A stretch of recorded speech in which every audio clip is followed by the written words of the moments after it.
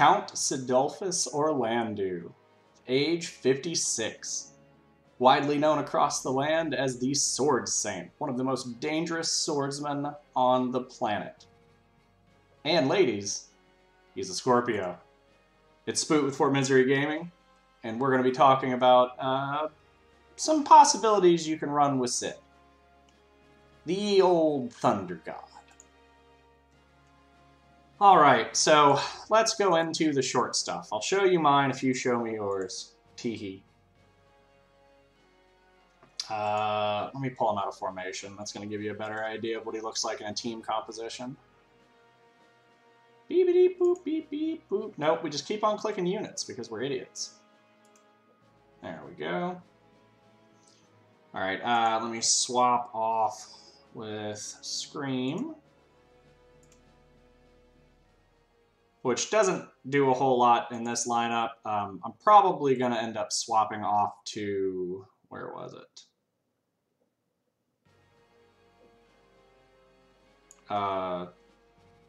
Horn in a bit, but we'll show you. Not Horn, where is it? Is it Leonis? Yeah, Leonis Castle. That's the one we want. So here's your baseline. So we hold down, we take a look. This is what he looks like, and mostly a pretty even up line. So 83 out of 99, he's got 3k health, has a whole lot of TP and AP. Agility's pretty high in the boost. Dex, luck, both good. Attack's almost 800. Some people have his attack as high as 1,000 to 1,100 with the right combination of Assault and Magnaroks. I don't know if you need to go that high, but I guess if you want to be a murder machine, that's how you do it. So let's go over this man's abilities. Let's show you the whole damn thing. So, abilities that you are looking for to begin with. These are the things that he is going to cast pretty much all the time, regardless of your AP, unless you get into a weird situation where the AI decides we're going elsewhere. Crush Armor. Lowers the target's defense for 3 turns, then deals damage. This is a case of this happens, then this happens. He lowers their defense first, and then he deals the damage. The big deal on this one is it's a 5-square target. You only hit one thing, and it can go up a square, but it's 15 AP. So not only can you use it not quite off the rip, but usually pretty close, it's going to kill most regular enemies in one hit. Other ability is Crest of the Black Lion. You want to have this one kind of high. The raise attack on it is pretty ridiculous, and you are completely protected from blind, paralysis, and sleep, so you can't get disabled. Your passives are a little different. Well, let's go into... So here's the thing. Sword Saint by itself is very good. AP generation on Sid is not great, and a lot of his Sword Saint moves require a lot. Shadow Blade, for example. 20 AP. Not a crazy amount, but higher than you would imagine. Crush Weapon, one of his only, deals large damage. 27 AP. Your AI is probably not going to default to a lot of these. You will see Hollowed Bolt a little bit. You will see Crush Armor, occasionally Crush Helm. And if you're in the Samurai sub, you're going to see Congo and Kongu? Probably Congo. And occasionally Hien and Night Veil. Illusion comes out a lot. So let's look at the passives, because those are kind of important to look at. So you've got Blade Soul out of the Samurai one. Raises your attack and evasion rate, lowers defense. This just means that his attack overall is going to be higher, his evasion rate overall is going to be higher, but when he takes a hit, he's going to take one pretty hard. This, coupled with Thunder God, definitely does not make him the tankiest character walking, but with damn near 3,000 HP in a group, you're not going to run into too many issues with him. It also jumps, like this is with no bonuses, no like extra Espers, no extra vision cards, nada. This is all of your base stats, which is insane. Sword Guard is one of the most agreed upon reactionaries, along with Auto Refresh, mostly because you get like you get AP when you take damage. AP generation on this character is quite a bit, so you want to pay attention to that.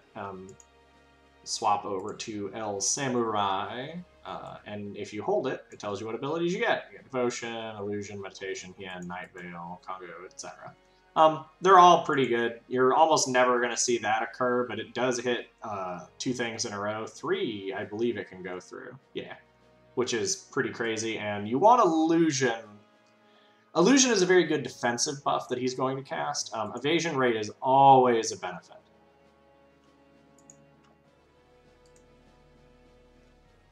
Just to give you kind of a run through of what he's capable of.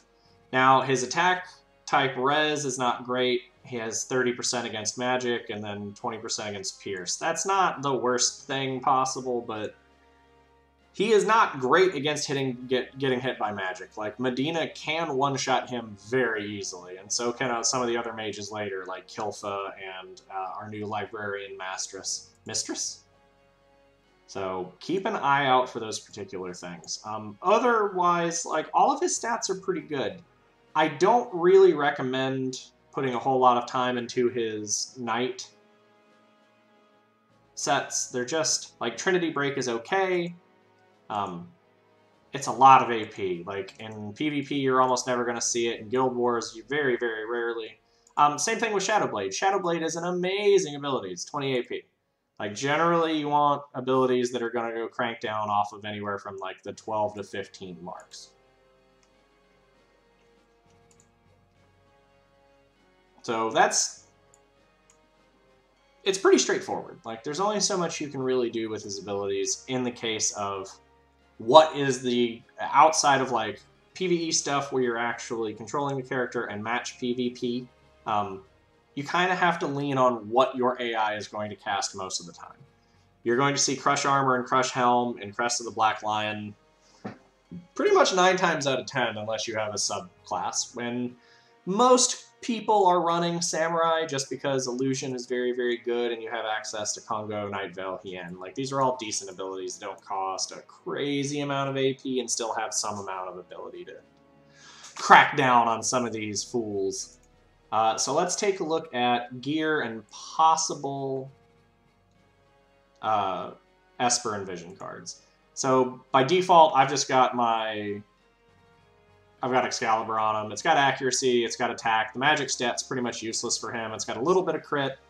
And I don't know if anybody has explained this. I am sure we've gone over it several times, and I don't know who all everybody watches, so I'm going to treat everybody like it's their first time. Every piece of equipment is going to give you a different stat. In equipment, you only take the highest one. So for example, this one has 120 attack. It would override anything else that gave you attack on the equipment rarity. So keep an eye on those, especially when you get into the Nagnaroks, because sometimes they will get overridden if you're not being careful. A lot of people are running Nagnarok either Vitality or Assault on him, which is very good, although the mag is a little high on it as well. There are pretty decent swords later on that aren't too terrible. Some people are running the Assault Lionheart on him just because it's got some extra accuracy on it. The crit gets pretty decent. And it tends to end up a little mediocre on attack, which is, it's okay. It's not the worst thing ever. Second slot, you can get a Sage's Hat if you want to be a little more tanky. You can get a Mirage Vest if you're looking for a little extra evasion, maybe a little bit of defense and spirit. This one's okay. The HP on it's not terrible, and I just equipped it on him, so you're not actually seeing his regular stats. TMR slot, you're pretty much always going to put his. Now, here's the downside. So you get agility off of it, you get defense off it, you get HP. All of these are crazy, right? Here's the crappy thing. So Bolt Barrage is the ability that comes off of this TMR. It bestows a barrier on self that reduces damage 3 times. It's somewhere to the tune of like 35 to 40% damage. It might even be more of that. But it costs 30 TP, and most of the time on AI, Sid's never going to cast it on himself. It just doesn't hit his AI parameters for some reason. Supposedly, JP is working on sort of fixing those parameters to make sure that if there is an ability that a character should prioritize, that it might.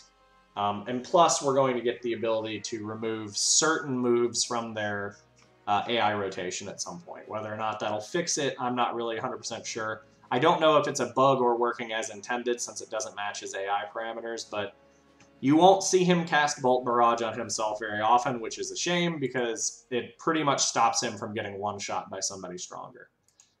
There are two realms of thought here as far as the Espers go.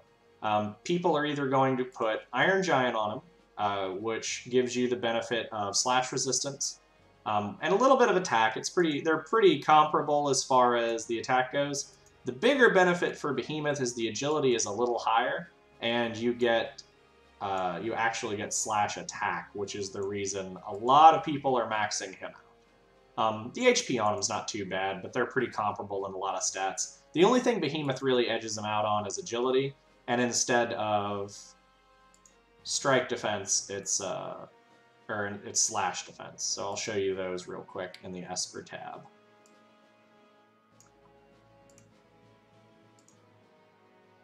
So you'll see in the board, you've got strike res up here, not great. That's not something you're really ever going to get hit with. But you have slash attack up. You have 15%, or you have 15% slash attack. You also get some additional evasion, and you have 15% attack up. That's a lot. Slash attack is heavily weighted on your modifier, so it goes in post stat math. So it goes stat math, modifier, run. A lot of people don't particularly understand the math, and it's very difficult because I think Ultima's calculator has finally sort of tickled it out for a lot. But slash attack goes on to your ability modifier post stat. So let's say you're going to do 1,000 damage, and then you have, or you're going to do 100 damage, and then you have a 200 modifier. It's going to go 100 times 200, and that's your damage. Slash attack goes onto your modifier afterwards. So it's a premium for characters that are trying to do a lot of damage very quickly. Defensively, Behemoth not a great option. He's got a little bit of evasion on him, but he's not the best. And strike resistance and like light res is okay, but strike resistance specifically is almost never going to be a thing. If you find yourself getting one shot or you need a little tankier an option, a lot of people are running Iron Giant right now, especially because at some point we're going to get his upgrade to take him to 80. Look at him, he's so goofy.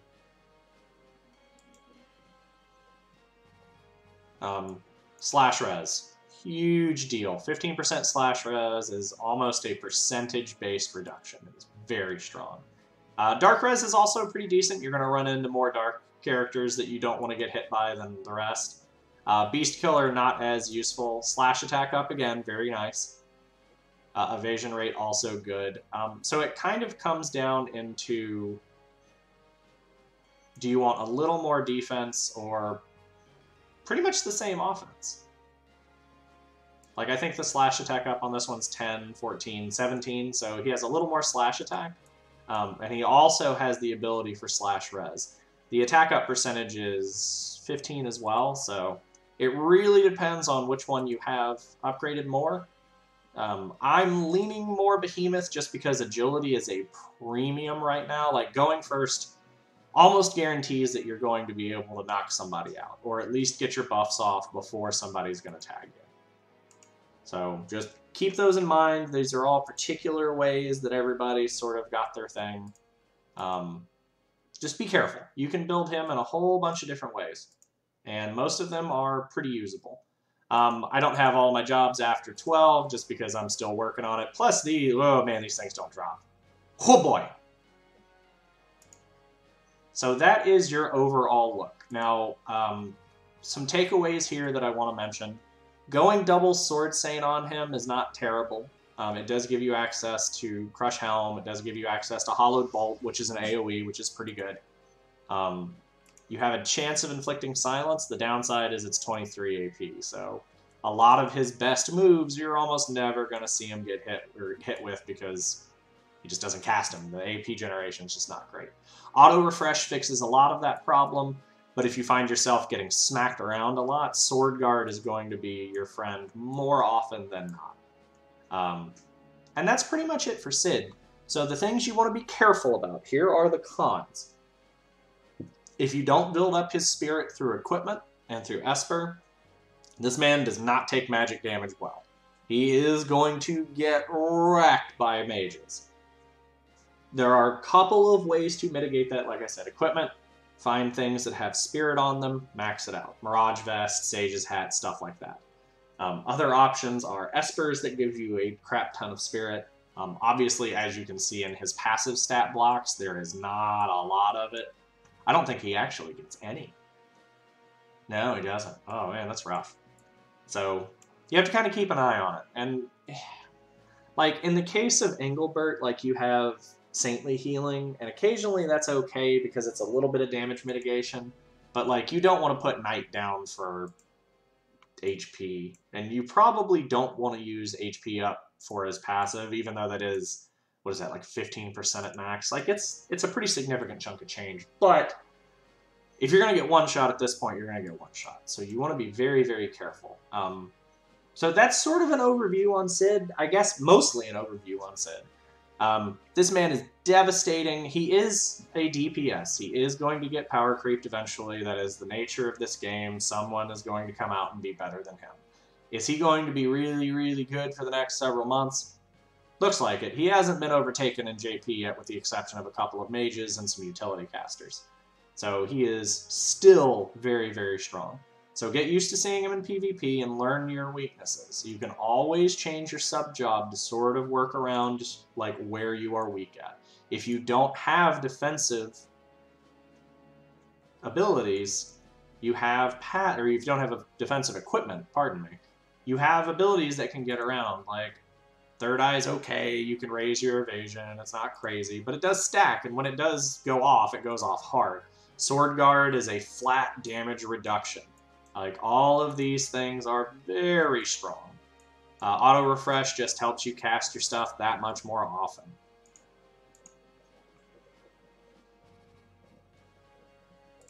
So that is our main man, Thunder God Sid. That's pretty much it. There isn't a whole lot more to go over. If you didn't get him to LB4 at least, you can always save for the next Final Fantasy Tactics banner when we get Agrius and Delita and...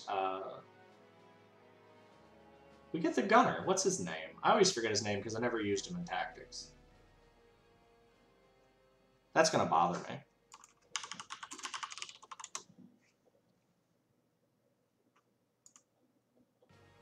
Mustadio! Mustadio! That's his name. He's not Italian, though, which is very bizarre. So, the Final Fantasy Tactics 2 banner, you do get reruns of shards for Sid and Ramza, although they are not a lot. I believe it is 40 in JP. That may change for global. And you can correct me if I'm wrong in the comments. I don't remember exactly what the numbers were. And I don't play JP, so there's not a whole lot of benefit for me remembering it, because global has honestly changed enough coming from JP to global that some of those things are not always worth sort of keeping to gospel. There has been some pretty evident changes. So keep up with us. I'm going to be doing him and Ramza, and then we are going to move down to the neutrals and work our way up, because I'm hoping to get back to the URs by the time we get the next couple to drop. That way I can give you guys some more in-depth looks. So that was Sid, that was his abilities, that was some sub-job recommendations, some equipment recommendations, and how to do his Espers, and his vision card is, well, I mean, you know what? Let's do that. Let's touch that just real quick. So vision card options for him are usable but kind of limited. So if you want him to just deal a crap ton of damage and be just a little bit tankier, you are going to want the Kingdom of Leonis. This also raises critical hit, so this is good. At max, it's 15 defense, 15 spirit, and I don't remember where the critical rate maxes out at, but very powerful. You get a lot of work out of this card. Some people are putting secret orders on him, which is also another pretty good option, because you get the extra slash attack and you get a percentage of agility. The -5 spirit sucks because he doesn't take magic damage a whole lot to begin with, so, you know, don't get slammed by that. But it's decent. Like, secret orders is very good. And if you are in a sort of blitzy DPS, more of a slashing attack team, You really can't go wrong with Echoing Screams. The slash attack on top of it, plus the attack and the HP are all very, very strong. Between you and me, you are going to have a better chance maxing out Secret Orders and Leona's Castle, so maybe lean towards those. Percentage attack isn't as important on him as his defensive modifiers and his slash attack modifiers. So keep that in mind when you're building him. There are a couple of ways to do it. And that is it for Sidolphus Orlandeau in War of the Visions. This is our main man, Thunder God Sid, whom we will be seeing a lot of. So like, comment, subscribe. If there's a character you're really looking forward to getting a little bit of a readout on, send it down the pipeline. I'll see if I can't make that a priority. Just as a heads up, after Ramza, I will be starting at neutral. So we are going with our big old boy Zazen after these two. So, all right, talk to y'all later. Don't get miserable.